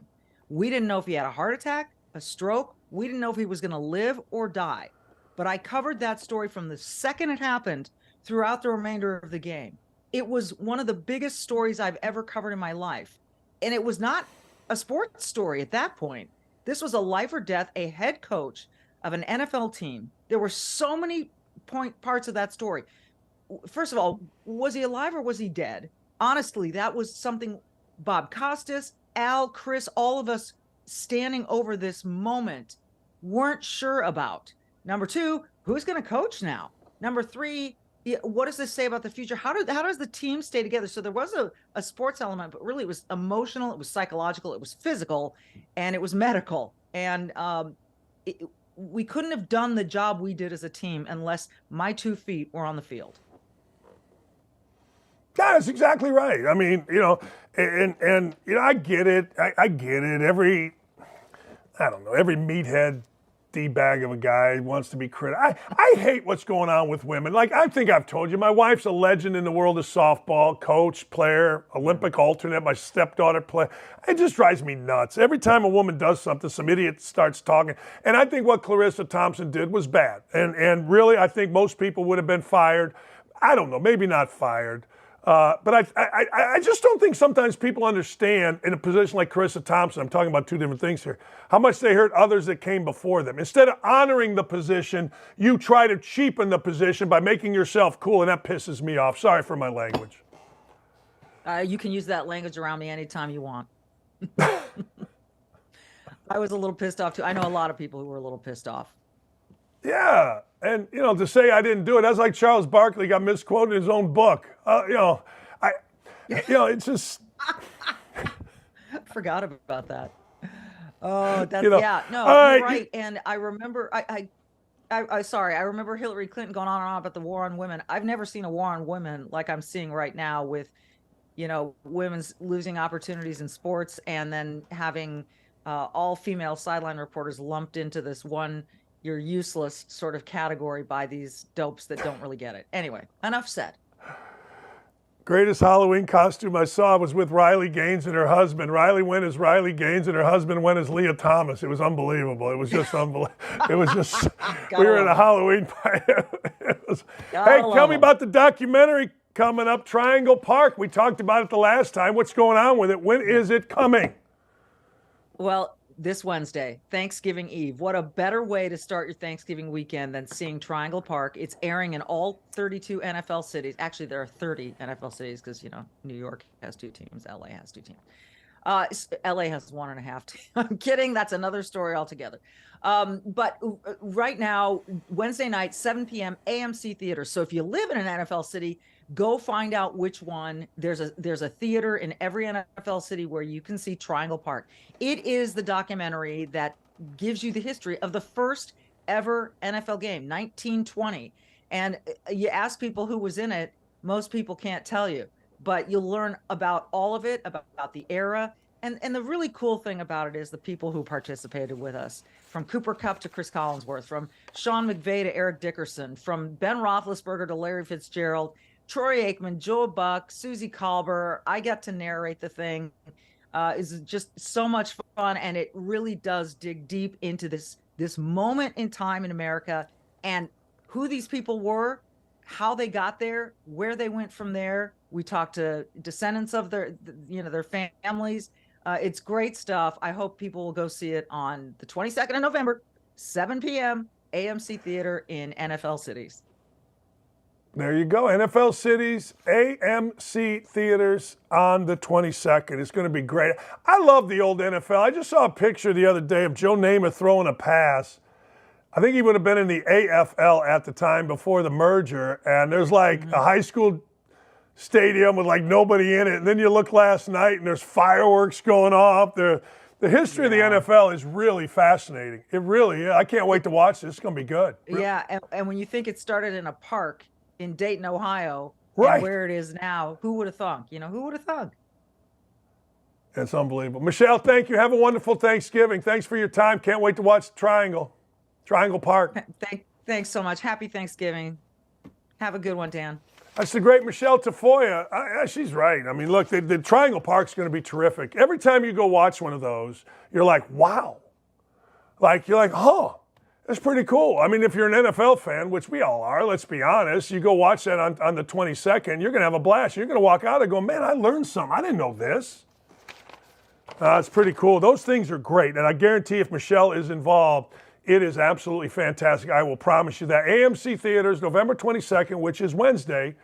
And there it is, Triangle Park. Can't wait. All right, let's get into some stock up and stock down. Stock up. Look, let's be honest. When you are all in on the NFL and you spend all day watching the NFL, you know what happens? You see a lot of great performances. You just do. I'm sorry. You just do. The truth of the matter is, there are only, how many guys that are truly electric? Like when Tyreek Hill has the football, I pay attention. Stock up Tyreek Hill. Look, Tyreek Hill got hurt. Tyreek Hill left the game. Tyreek Hill came back in the game. Tyreek Hill kicked everybody's backside. He had a hand injury. He was hurting. Next thing you know, he's banged up. Comes back in and does Tyreek Hill kind of stuff. The thing you got to understand about Tyreek Hill is this. He's this guy. He's got the ball. What's he going to do? Whoa. What's he going to do? So all he did yesterday, I don't know if this is any good. It seems like it is. With a hurt hand, 10 catches, 148 yards, a touchdown. I mean, seriously. Dude got hurt. Halftime came back out. Really, you can make the argument that he led. He did. He led, ladies and gentlemen, the Miami Dolphins over the Las Vegas Raiders. All right, Bo Nix had 6 touchdowns. Jeez. I don't know. I mean, I get it. Bo Nix is going to have the chance to win. Bo Nix is going to have a chance to win a Heisman. I just don't know that he is going to. I just don't think that he is going to. I know a lot of people say he should. Okay, he should. And he just had 6 touchdowns, but I don't know. He did it against Arizona State, who's playing really bad. Oregon, Washington, let's play it again. Let's see what happens. I don't know, man, but he is really, really good. And nobody's playing better other than Jaden Daniels. Jaden Daniels of LSU is playing lights out football. Don't at me about it. He's my number 1 pick. But damn, Bo Nix is right there. I think Penix is going to win the Heisman. I do. I think. But damn, he's playing good. All right. I'm going to give it to you. Indiana fans, let's get the sad out. Let's just get it all out. Indiana football had arguably the worst loss they've ever had in the Tom Allen era. Let's go that route. Can we go that route? I mean, it was such a bad loss that you lost to an interim head coach at home. I don't know what string this quarterback was that was playing for him. You talk about players not playing for anything. Michigan State players are not playing for squat. Indiana's aren't either, but hey, they're at home. It's senior day, and they got their ass beat. They didn't get their ass beat. They got beat. And any beating is a beating is a beating. But that's not the worst thing in the world of Indiana basketball that happened this weekend. You know what happened this weekend on Sunday? Maybe a lot of you didn't pay attention to it, but I did because, well, I'm an Indiana alum. Can't you see over my right shoulder what's going on here? I got my jersey. I got Big Ten championship trophies. I got my king. I'm one of only 2 players in the Bob Knight era to ever be a team captain. Indiana fans absolutely hate me because, well, frankly, I don't like when they lose. Indiana fans like when they lose. They played the defending national champions. Everybody was excited. It was in New York City. It was in the Garden. Mike Woodson was the coach. We're all happy. And they got their ass kicked by Tristan Newton. Tristan Newton had 23 points, 11 rebounds, 6 assists. Tristan Newton kicked the crap out of Indiana. He just kicked the absolute garbage out of IU. UConn won. I think they won by 20. They were up by 24. But this kid, Tristan Newton, I'm watching him going, yeah. He's doing what a fifth-year senior should do. He averaged 10 points a game last year. Now he's averaging 17. All right. Played on that. All right. Enough. Indiana fans, gritty. Get the sad out. Get the sad out. Indiana sports over the weekend got their brains beat out. Although the soccer team won, which is big in Indiana because we got a great soccer program, historically great under the Yegleys. But I got to tell you, Tristan Newton et al. Silenced a pretty big crowd in Madison Square Garden in front of many red-clad fat penny millionaires that flew out from Indiana to see, and a bunch of arrogant alums that played from New York that came to IU to go to undergrad and ruin the city. Indiana got belly-wumped. Stock down, Brandon Staley and Frank Reich. Look, I don't know what to tell you. I go by who would I play for. I would not play for Brandon Staley. I got to play for adult males with penises. I got to play with adult males that can get up there and have some satchel. Every time I hear Brandon Staley talk, I think of some little wimpy dude that's looking at some notes and becomes a football coach. I don't like it at all. I wouldn't play for him. Frank Reich probably would. Great guy. They're both probably great guys. But Frank Reich has absolutely nothing going on as a coach. He didn't when he was in Indianapolis. He didn't when he was fired. He didn't when he was hired. And he doesn't now that he's working. I mean, he was sitting out and he had nothing as a football coach. He got hired on the day he was hired. He had nothing as a football coach. And now as he is going through his first year, and I hate to say I told you so, but I told you so. Look, I like Frank Reich his first year. Everybody likes a coach's first year. And then you start watching. And then you're going to the chin. And then you're saying, things that make you go, this guy makes bad decisions. This guy doesn't have a team of tough guys. And then Hard Knocks came out. And Hard Knocks came out and it exposed Frank Reich. And I'm sad to say it exposed Frank Reich as a guy that didn't have much to him. He certainly does have much to him as a human being. Great father, great grandfather, fantastic human being. Feel like you always got to say that about Tom Allen or Frank Reich. Or apparently Richard Sherman when he acted like a complete idiot to Aaron Andrews years ago, and everybody had to say, well, no. Every white media guy was afraid to be deemed a racist by calling Richard Sherman what he was, which was a complete idiot in that interview. But Frank Reich, yes, you're a good guy. Let's take it out. I don't know what to tell you. At some point, you got to develop something. Reich is such a player's coach. He's so afraid of players that players take advantage of him. And that, ladies and gentlemen, that ain't good. No, that's really bad. Look, I say this all the time to young coaches. Young coaches come sit at my knee. They do. They ask me questions because, well, I'm not afraid to give them good answers. But I got to tell you, it is harder, and I'm sure this goes into business. It is harder to toughen up than it is to lighten up. Caleb Williams. I talked about Caleb Williams earlier. Caleb Williams, for the third straight year, he wasn't there 3 years, second straight year, gets his brains beat out by UCLA, his rival.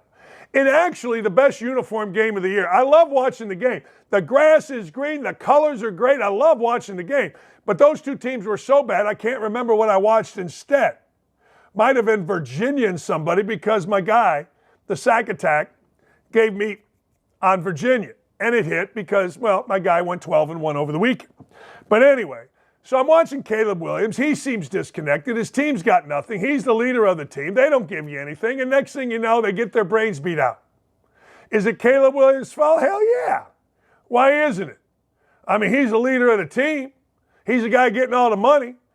He don't want to talk to the media after. I'm tired of Caleb Williams. I'm glad he's gone from college football. Beware, buyer beware if he comes to your city. Maybe not in the first year. Probably be pretty good. But remember, this is a guy whose agent and he, in the middle of the college basketball or football season, leaked that they want to have ownership in the team that drafts him.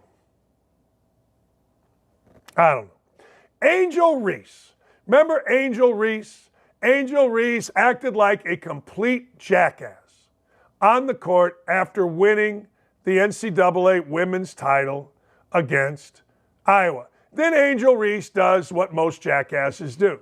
I'm the realist. I'm ghetto, she said. Oh, great. Good for you. Then, of course, she did what women athletes all across the country are doing. She took her clothes off, showed a little underboob, put her finger in her mouth, and made some money on NIL.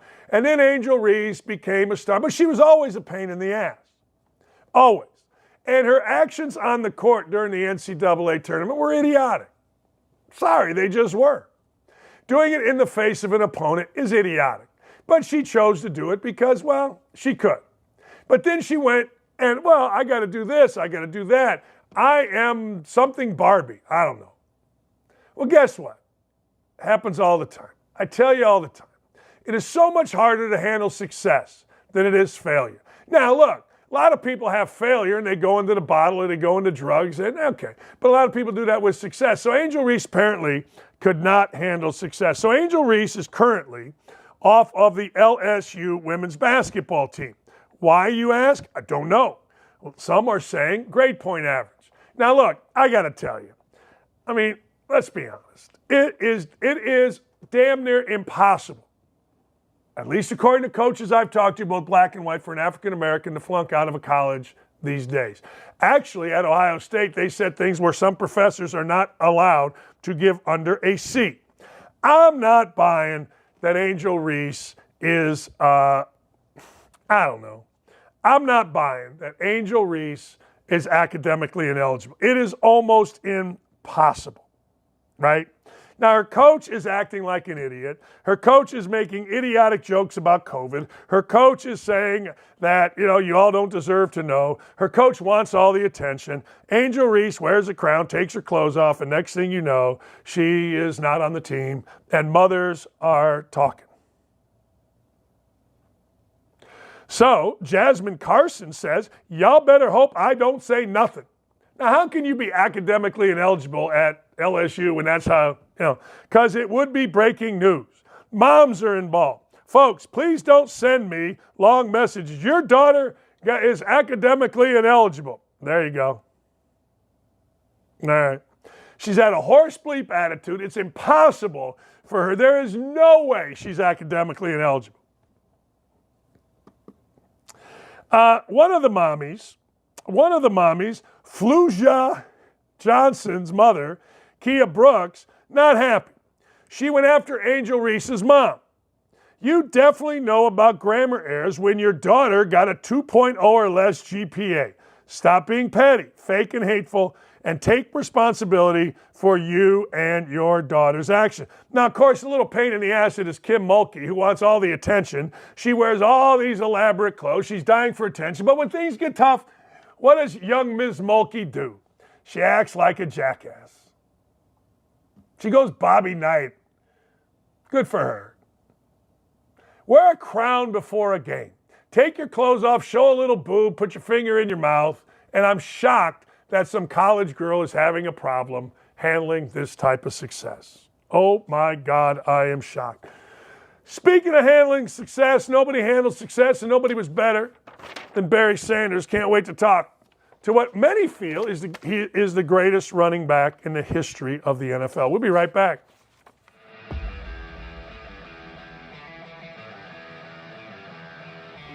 Welcome into Outkick the show. I am Clay Travis, your fearless leader. I am going to continue to argue that sports is one of the great unifying forces in all of American life. ESPN is a sinking ship. Democrats are now the party of the white, woke college graduate. We live in a land of participation trophies. You gotta lean into the turns. You really gotta lean into the turns. Very difficult to go back-to-back years in the NFL with the number 1 overall pick. Is it fair for people to be upset with Barbie? I've been out of LA long enough to have forgotten that libs, no matter how ridiculous the scenario, are gonna live. What have you seen firsthand of how this has affected you in the plant and your fellow employees? Under Joe Biden, the Taliban has retaken Afghanistan. Putin has invaded Ukraine. So if there was ever a time for freaking aliens to inhabit and conquer Earth, now would be that time. You're born a male, play with males. You're born a female, play with females. Don't at me about it. The American people are being cheated. We, ladies and gentlemen, are being cheated.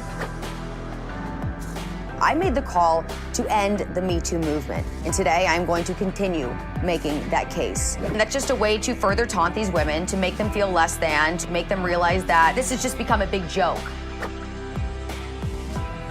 And we were able to see you guys on the ground with your signs supporting. That was huge. They were saying, oh, it's only 1 or 2. That's rubbish, and we all know that's rubbish.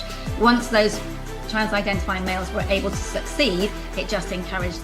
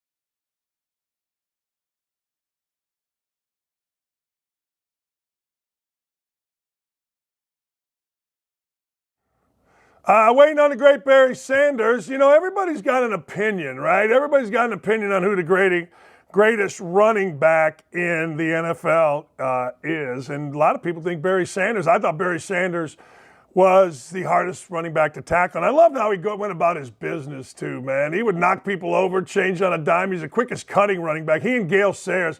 Now, I really didn't see Gale Sayers because I'm not that old. But, hey, I saw him a little bit. And everybody tells me, but Barry Sanders was absolutely great. And he's a Hall of Famer. We're waiting on him to get off of another call. And let's talk about the Detroit Lions. The Detroit Lions yesterday, the bandwagon is growing. Barry actually put a tweet saying he's going to be on a lot of shows today, trying to get into the new ESPN Thunderdome to chat with Pat McAfee. Well, he's doing better, at least in Indianapolis. Dakich is king. So the Thunderdome is about 2.5 miles, not even that, away from my house. So Barry's doing it great. But the truth of the matter is, he's right. At the end of it, he talks about getting on the Lions bandwagon with me. Now, look, he's absolutely right. The bandwagon is getting bigger, and the bandwagon is getting big for one reason. Let's be honest. No, it's not Dan Campbell. It's that they're winning. I mean, you're going into Thanksgiving, and the Detroit Football Lions are a team that many people are talking about. Well, most people are talking about because they're 8-2. I mean, think about that. Those of you that have watched the NFL for a zillion years, and I have growing up outside Chicago and being a Bears fan, I saw point blank how the Bears and the Detroit Lions used to fight for mediocrity for years and years and years. We had Walter Payton. Finally, Ditka came in. We got a defense with Buddy Ryan, and next thing you know, we were champions. But no matter what it felt like the Detroit Lions did with Barry Sanders, Kelvin Johnson, a bunch of different talented guys, it was just like, damn, they couldn't get over the hump, and now they have. And then you throw in must-see TV with Dan Campbell, and you've got something. You do. You've got something. And yesterday, I got to tell you, I get it, first impressions are the most lasting, and people may say, hey, guess what? Jared Goff is a bust. Jared Goff is no bust. Yeah, I know. First impressions, he was with the Rams. Rams got rid of him. They got Matt Stafford in there. And it's one of those deals where, guess what? The trade worked out for both. Stafford led the Rams to the Super Bowl. Good for Stafford. And the Rams did a hell of a job adding pieces, including Odell Beckham Jr. to that Super Bowl team. And had Odell Beckham Jr. not gotten hurt, he probably was the MVP of that Super Bowl. But ladies and gentlemen, I don't know if you paid attention, but it's worked out pretty damn well for the Lions. Look, the Lions yesterday against Matt Eberflus, a guy that, you know what, is supposed to be a defensive guru. Matt Eberflus came to the Bears from here in Indianapolis, and I told everybody, Rick Venturi and I told you Matt Eberflus was a fraud. His high school was his defense was a high school defense, Tampa 2, bend, hope you get a turnover. So they got some turnovers, but they never won. And somehow, some way, Eberflus goes to the Bears, and Eberflus ends up being the head coach. I think he was going to get axed here. But somehow, some way, Grandpa Polian pulled the strings. Well, yesterday, the Detroit Lions under Dan Campbell did to Eberflus what damn near everybody in Indianapolis that paid attention, that knows anything about football, knew was going to happen. The Detroit Lions, first team ever down 2 scores, gave up 4 turnovers, over 40 minutes of possession with the other team. And guess what? First team ever, 48-0, to come back and win. The Bears were in a position where 48 other teams got 4 turnovers in a game, had over 40 minutes of possession, and the Chicago Bears played that Tampa 2 defense, and the Detroit Lions went and won the game. And those of us that know anything about the sport, know anything about coaching, knew it was coming because Eberflus sucks and Jared Goff's pretty good. I see Barry's there. Barry, can you hear me? Yes, I can hear you. Can you hear me? Hey, thanks for taking a few minutes with us. I appreciate it. McAfee's a friend of mine. I saw your tweet to him. We're 2 miles from the Thunderdome, and I got to tell you, this is a better show anyway, damn it. So you're doing the right thing by coming on here, Barry. There you go. Absolutely. How about that? Glad to be here, man. How hey, are you? I'm good. One of the things I saw in the tweet was the bandwagon for the Lions. That bandwagon starts with winning, but I was talking about 2 things. Jared Goff's resurgence and Dan Campbell, his must-see TV postgame. Pretty good right now with Detroit. Oh, absolutely, man. Absolutely. These guys, they're making it happen. These, this is a team we've been waiting for. They're responding. When you go in and when you get a win like that, overcoming, those kind of turnovers, that's big. 48-0, 4 turnovers, a team that gets 4 turnovers and has over 40 minutes of possession. They are 48-0 until yesterday when the Lions came back. What is it that you see out of Dan Campbell that has helped this team get to where they are? I think what I see from Coach Campbell is he's just created a standard and expectations of just going forward, and the players trust him that he's going to do everything possible to win, and he has their trust, and really just creating a culture of expecting to win. I think he and Brad Holmes have done that. They've got the right players in the building. You talked about Jared Goff. I mean, Jared has just been amazing. Just the kind of stability that he's established here and created here. I would say 2 seasons ago, we didn't expect for him to still be here, and so the fact that he's still here playing at a high level, contributing the way that he has, being, the captain and the leader of the team on the field. So just a lot of the right elements, I think, are coming together but certainly it all starts with Coach Campbell. How hard is it to come into an NFL locker room and earn that trust? How difficult is that? Oh, it's a challenge, because just like players have to prove themselves, I think and I believe coaches have to do the same thing, and because players are watching, they're listening, but they're also watching, and you certainly have to earn their respect, so it's not a given that it's going to happen. We've had, we don't have to go through all the names of the coaches that have been in and out of the building. But I think Coach Campbell has certainly earned respect of the guys, and even the respect of the community, and I think he came in from day one, saying, hey, look, it's not going to be business as usual, and really establishing his own culture that he wanted to bring into the building with him.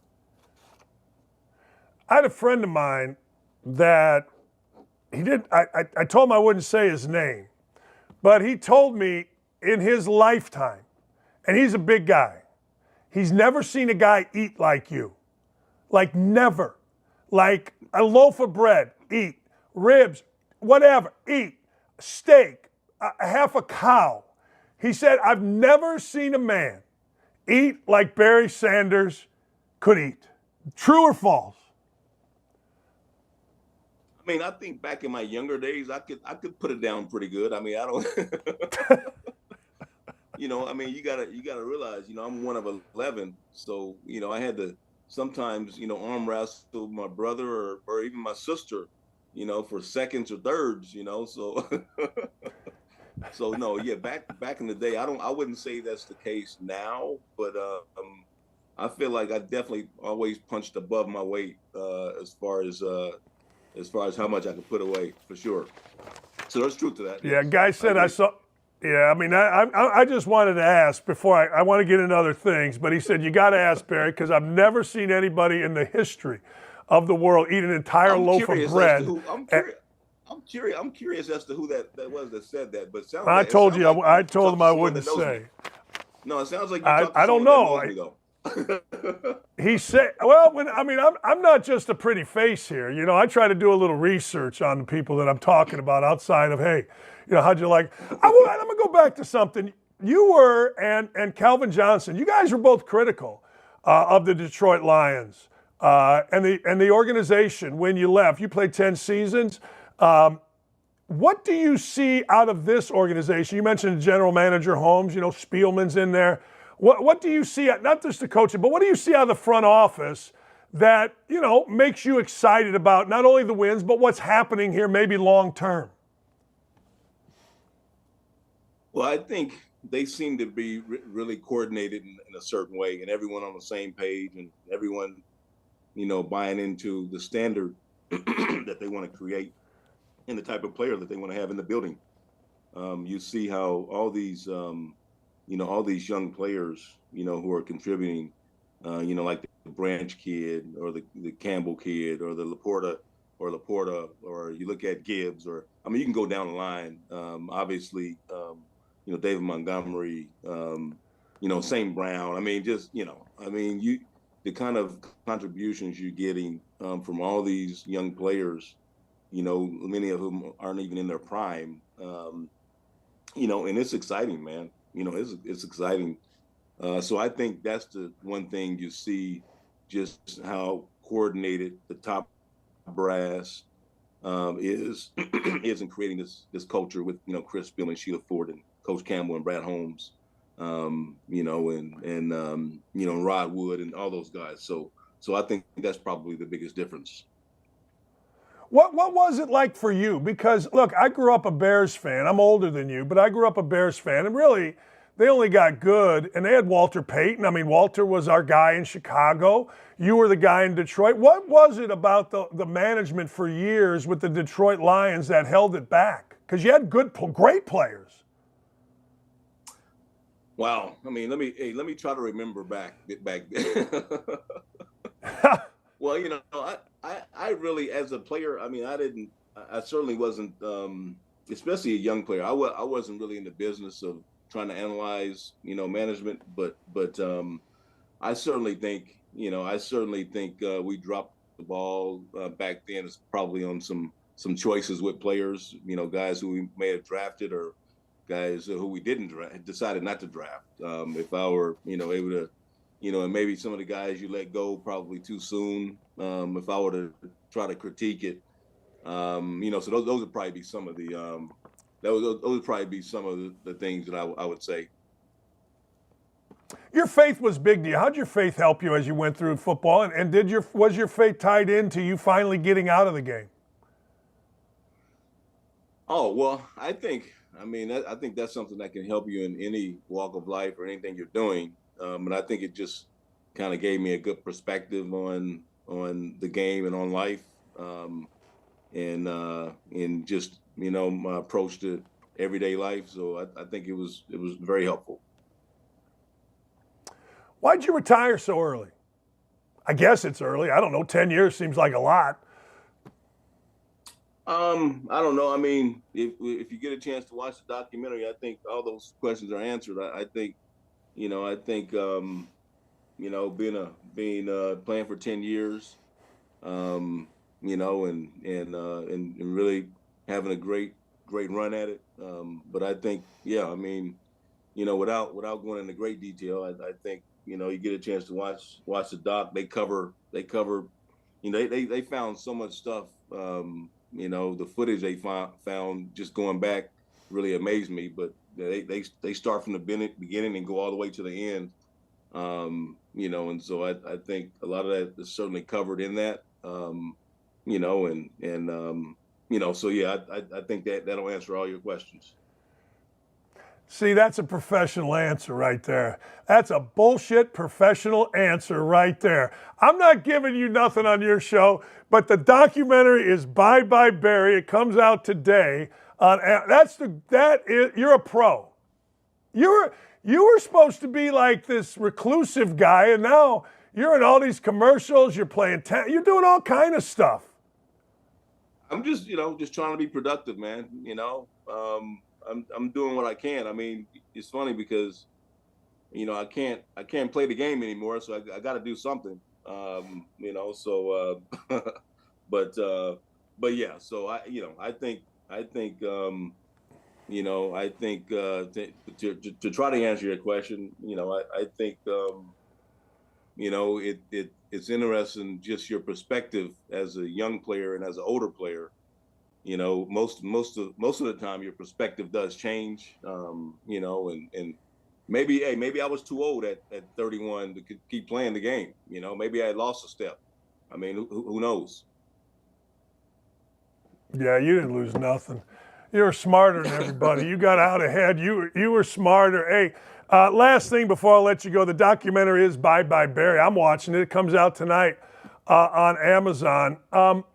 What was your first day? Maybe this is in a documentary, so okay, all right. But what was your first day like? Do you remember your first day not being on a football team after you retired? Because you've been on a football team, your whole life.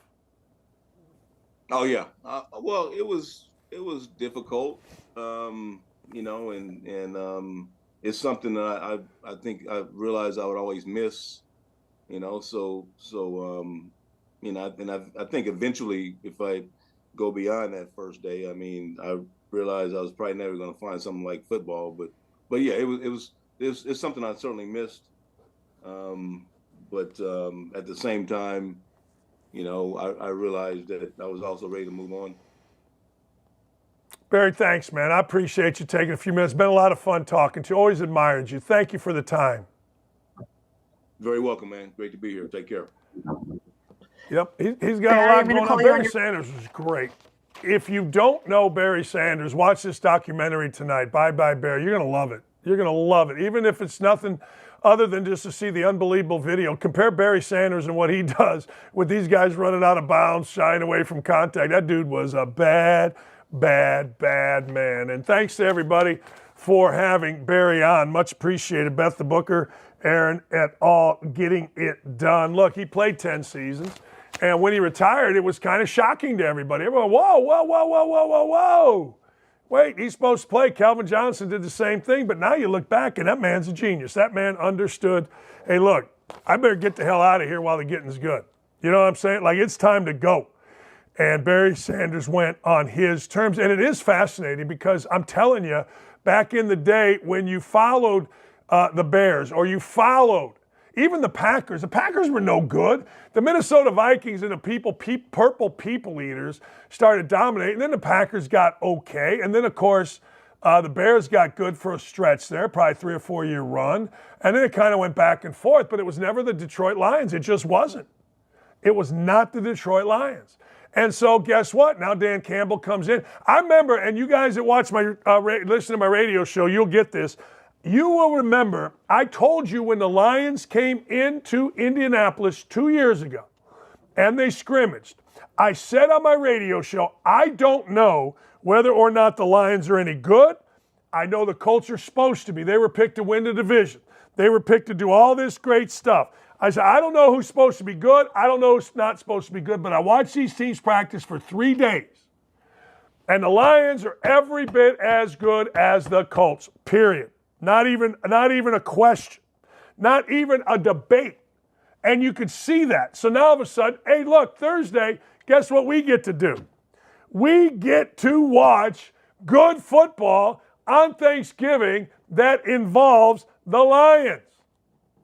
How about them apples? That's pretty good. Hey, a lot of you are asking me for bets today because college football or college basketball, this is the greatest week. College basketball starts at 11 o'clock. High Point against Iona. How about that? Then after that game, and I don't think you can watch this on TV, this is a tough one. I'm not giving you any action on this one, but my boys at Illinois State take on Danny Munson. Remember Danny Munson? He really was the guy that started Gonzaga. And then Danny Munson was the guy that went to Minnesota, struggled, and now he's back at Long Beach State. And they just beat Michigan. But the marquee game of the day, and Tennessee plays Syracuse. Tennessee's 12.5-point favorite against Syracuse. Indiana plays Louisville. But the marquee game of the day is Purdue and Gonzaga. And I'm going to tell you right now, if you were going to ask me, what would you bet? Gun to head, I'm taking Purdue. I'm taking Purdue. I'll give you the 6. I am. I think Gonzaga's really good. I think they're good. But Purdue's going to beat Gonzaga. Purdue's going to beat them double digits. And if you want a sassy little parlay, I'll give you a sassy little one. I mean, why not spend your day betting on Indiana sports teams? Why not spend your day on an Indiana to win the game, minus 360, Purdue to win the game, minus 205. $10 is going to pay you. I'll tell you right now, I'm putting in $10. $10, you're going to get $19 out of it. It's almost 2 to 1. I'll put $100 on it. I'm going to get 90 back. I ain't mad at it. It's good. We'll put 100 to win $90.10. There you go. I don't know. Jason Cox says take Iona points. Ryan Mueller, High Point, +5. Gritty is going opposite, saying take Louisville. Louisville got a massive win. And yesterday, college basketball did not disappoint because the kid from Texas hit a step-back jack under big heat. Louisville's going to fold like a cheap suit. Indiana's going to win big today. There you go. All right. Welcome, Dope Me, baby. You guys are awesome, man. The crowd has been great today. Barry Sanders, terrific. Watch the documentary. Go ahead. Someone should not have spoken against open border. The FBI has seized New York mayor's phones related to a federal corruption investigation. I wonder, our guy, Clay Travis, is being audited or being investigated or fined for $39. Speak out against the government. Is this the world that we're living in? I don't know. I feel like if you are the mayor of New York City or you are the governor of Illinois, you're going to go to jail, or you're going to be arrested, or you're going to be indicted, or you're going to be charged. I don't know. My niece is an attorney in the Southern District of New York, the most highly charged, most powerful part of the country. I can't wait to talk to her at Thanksgiving. We're going to my brother's house for Thanksgiving. I can't wait to talk to her about all this. Not this necessarily, because I'm sure she's not going to say anything, but just how this whole thing works. But I feel like if you're the, if you're the mayor of New York, you're going to get charged. If you're the governor of Illinois, you're going to jail. Yeah, just feels like that to me. Next! Okay, so if chocolate cows don't exist, explain chocolate milk. Hey, Joe, sit the fuck down. Just sit down, Joe. Come on. Let the adults in the room handle this, please. Do you mind, Joe? Is it all right? All right. That's all we're asking, Joe. Let the adults in the room handle it. I think I'm becoming Joe Biden because I can't remember if I took a shower this morning. I know I shaved, but I can't remember if I took a shower. Next! It's true. Oh, man. Did you see this? Did you see the other day some dude crapped on a dog in San Francisco? Seriously. Dudes are crapping all over San Francisco. Like, I got to ask you, what kind of society are we living in the most beautiful city maybe in the country? Human beings are crapping. Like, this happens in Indy. My owner of Emmis Communications, greatest dude in the history of radio, Jeff Smullian, you can look him up. Great dude. I walk in one day, and they're installing cameras in the garage, cameras by the elevators, cameras everywhere, so I know something's happened. And I go to the guys that are installing, they were my friends. I go, yo, what are we doing? They go, oh, man, 2 days in a row, somebody took a dump on Mr. Smullian's car. I go, what do you mean on Mr. Smullian's car? Well, one time it was on the hood, the other time it was next to it. I go, wait, a dog? No, human being.